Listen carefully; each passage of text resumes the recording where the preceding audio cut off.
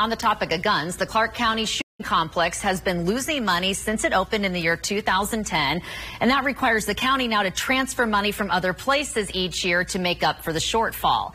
Rachel O'Brien from OpenTheBooks.com joins us live to hash it out. So, Rachel, let's start with how much money did it cost to build this thing, and then we can get into it being kind of a drain on society now.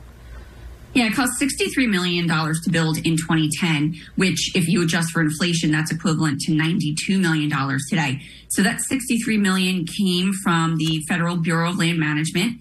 Back then, it was the Senate Majority Leader Harry Reid. He was given credit for securing the land and the money. 2,900 acres. It's either the largest or one of the largest in the country. So we looked at the revenue and expenses since it opened, and we found that the shooting complex has lost almost $6 million since it opened. It's in the red. It lost money every year except for 3 years, 2017, 2019, 2021.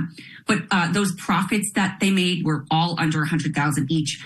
Even in 2017 and 2019, when they made small profits, the range still got $250,000 transferred from other county funds to continue to make up for the losses from the previous years. So if you want to use this complex, they do check to see what sort of weapon you're bringing up there, correct? You can't just bring, like, you know, an AK up there and, you know, have the afternoon. What kind of weapons are we talking here? Yeah, so people can bring their own guns to the range, or they can rent them. Rifles, pistols, and shotguns. And you can use them with skeet, trap, or clay targets. You cannot bring, like you said, an AK-47, a semi-automatic or an automatic weapon, or anything that is supposed to sort of adjust a weapon to make it semi-automatic. There's also an archery range, so you can buy bows and arrows or rent bows and arrows.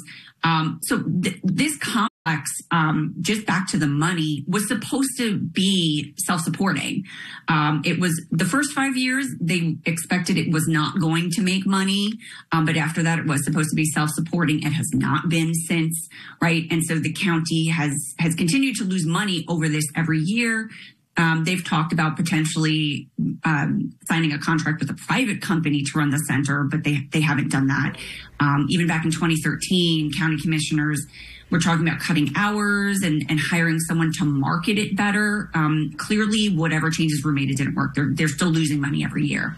Well, Rachel, thank you for getting it on the radar for us. Didn't even know that this was an issue in our community. But when it comes to taxpayer dollars, we want to know, especially when we have a kind of like a debacle like this. So thank you for getting it on the radar, and we'll pay attention to it moving forward. Thank you, Rachel. Have a wonderful weekend, and we'll see you again next week.